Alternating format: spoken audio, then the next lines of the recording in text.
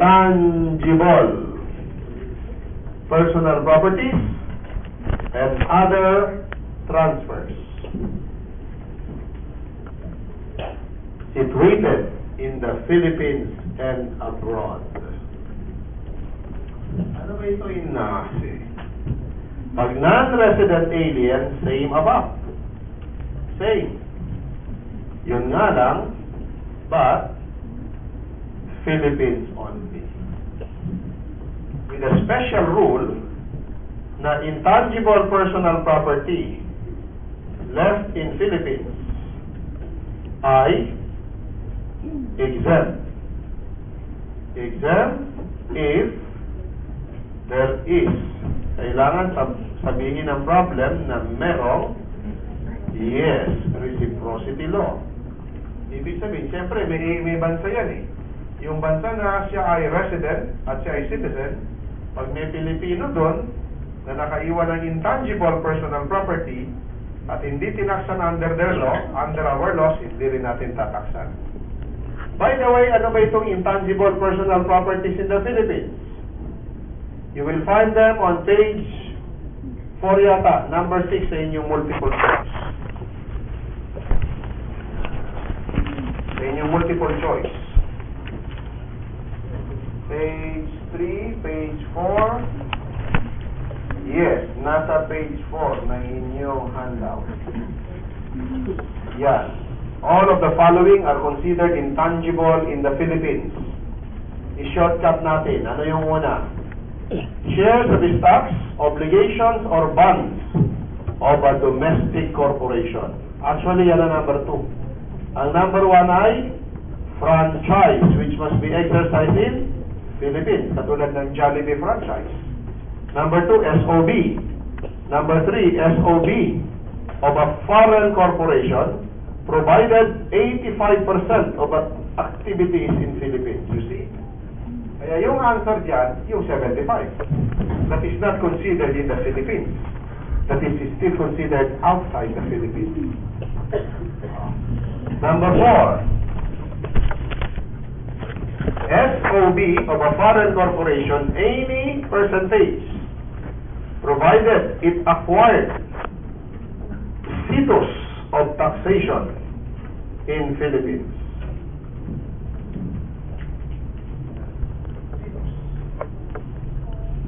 Diba? Binigyan niya dito yung stock certificate. So it acquired status. Number 5, share in a business or industry in Philippines. Kasama dyan class ang number 6, receivables, bank deposits in Philippines. All of them are considered intangible.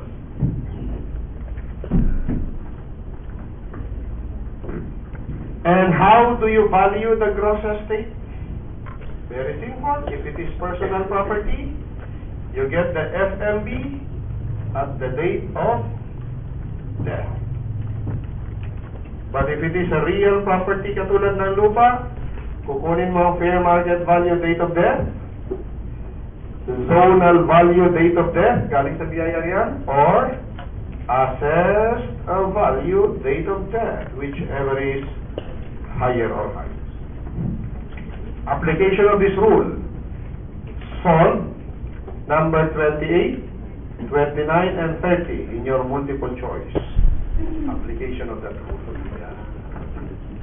Ganyan tayo dapat. Concept, application kagad. While it is still fresh in your mind.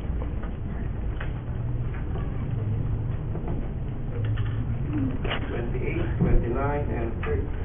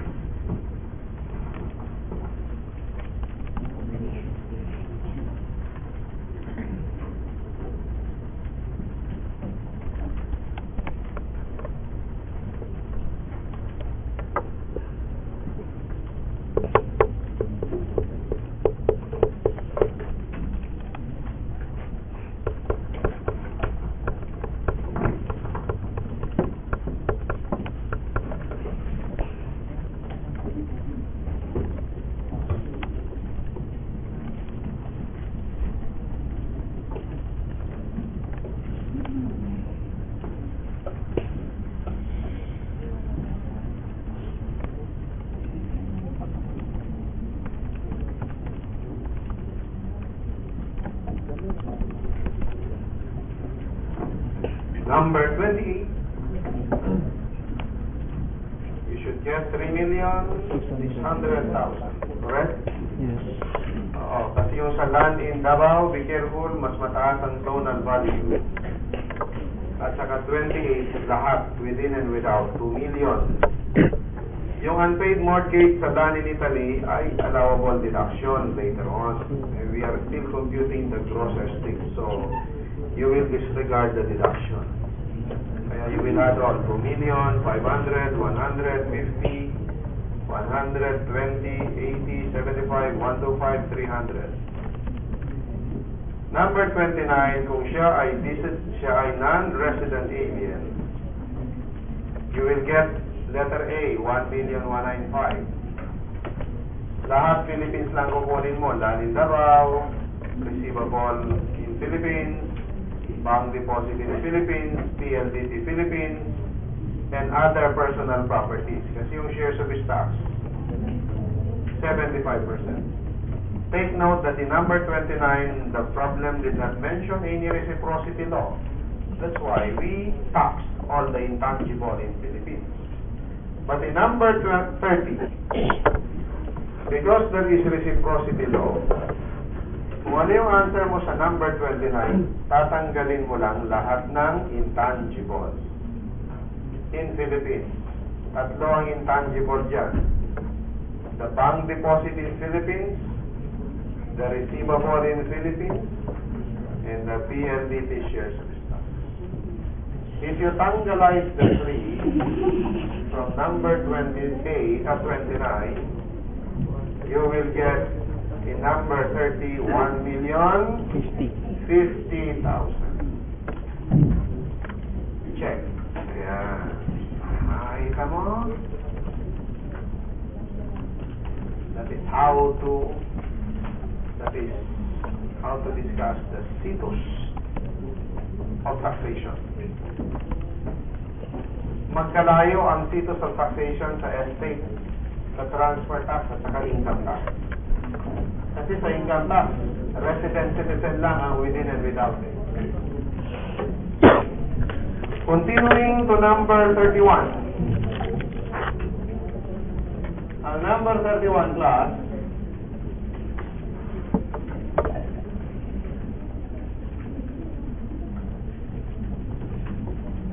meron tayong special valuation rule sa number 31. Kung ang naiwan ay IPP, katulad ng shares of stocks, you have to check if they are traded through LSE or not traded through LSE. Pag traded in the local stock exchange, pupunin mo yung highest plus the lowest quotation divided by 2. Date of death yan, ha? Kasi yan yung nakikita nyo yung market value nyo sa dyaryo. Ayan, ha? Pupunin mo yung highest at saka lowest divided by 2 multiplied by number of shares equals gross. Kung not traded through LSE naman, you check if they are common shares or if they are preferred shares. Kasi kung common, kukunin mo class ang book value per share at the time of death multiplied by the number of shares equals the valuation in the process.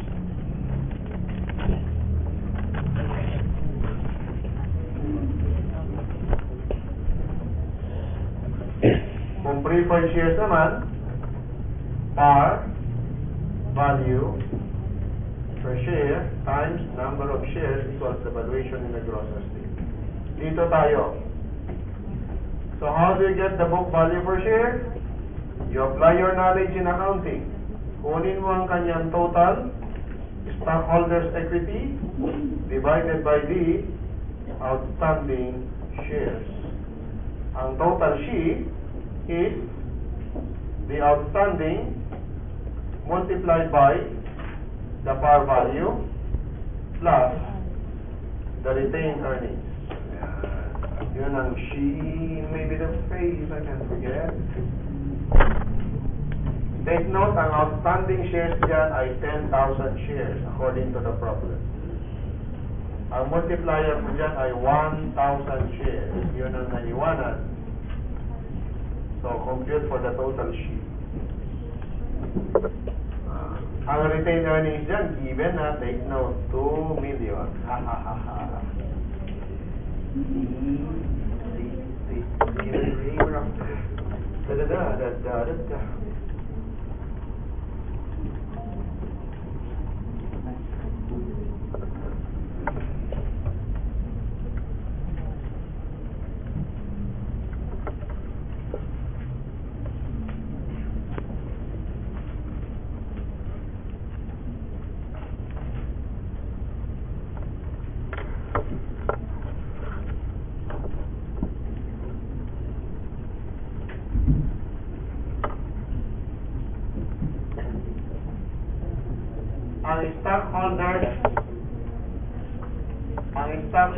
equity dyan ay 500,000. Bakit, sir? Kasi 10,000 shares multiplied by par value per share of 50. That's 2 million. You will get the she of 2,500,000 divided by 10,000 shares, and you will get 250 per share times 1,000. That's why you will get 250,000 pesos. That is your answer to number 31. 3 minutes for you to organize your notes. That is level 1 of gross estate. Then we go to level 2.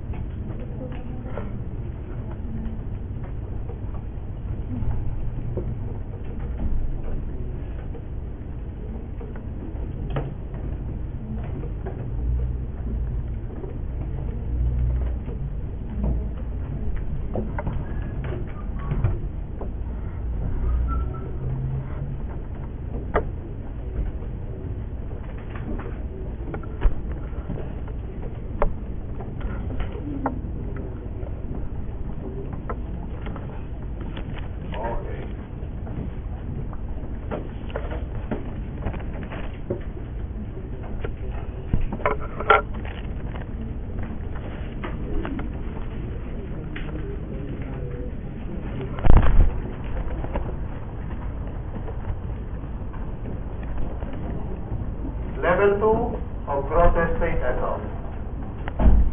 Yan. Yung other transfers yan.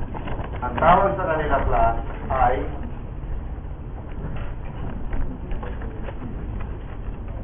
hidden items of the gross estate. Some call them items which are not physically found in the inventory of gross, which is obvious. Kasi ang mga other transfers nila, buhay pa yung tao, pinamigay na niya. Ito lang yung mga makikita. Now, therefore, sir, are you saying they are inter vivos transfers? Yes, they are inter vivos. Therefore, sir, they should be subjected to donor tax. No, it's not. So why is that so? They are inter vivos, but they are not subjected to donor tax. Because BIR argued that although they are inter vivos, they are only inter vivos. They are only inter vivos in form, but mortis causa, in substance. And when form and substance collide, the substance prevails. Sila yung 5. They can be grouped into 5. And that will complete your knowledge of process state. They are not physically found, pero still, kasama sila sa process state.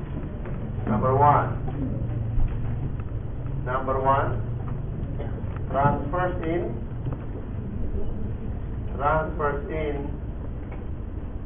contemplation of death. See? Number 2, revocable transfers. Number 3, transfers passing the GPA. Number 4, life insurance proceeds. Itong pinaka-favorite sa kanilang lahat. Lagi may favorite eh. And other C. Mortis causa transfers. 4. Insufficient consideration. Ibig sabihin normally, mga sale yan, no? Mga sale yan in contemplation of death or reason of death. Yan sila. They are the 5 transfers which are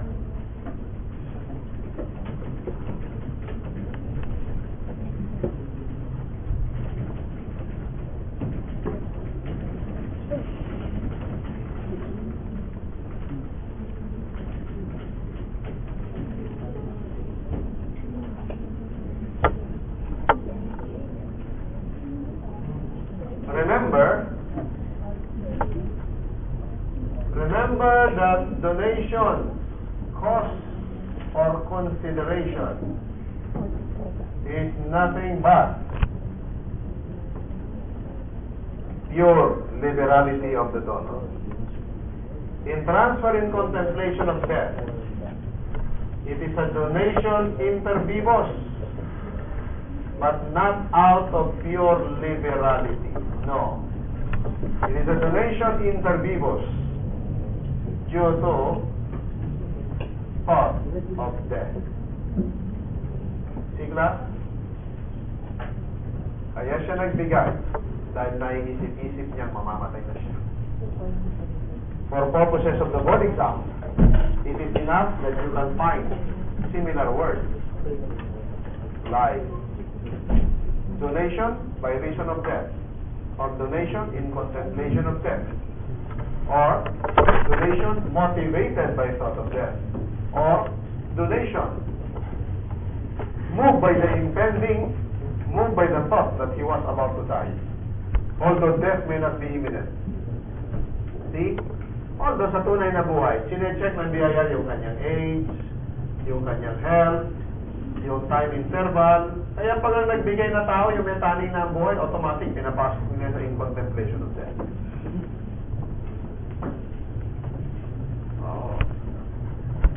So kung, let's say 6 months ago, in contemplation of death, nag-donate siya, 5 million yung value, nung mamatay siya, 4 million na lang. At the time of death, 4 million na lang, bumaba yung value. What will you include in the gross estate? You stick to the valuation rule, basta at the time of death. Regardless of whichever is higher or lower. Basta you stick to the valuation rule at the time of death, because the government's right to collect tax accrues only at the date of death. Yan ang transferring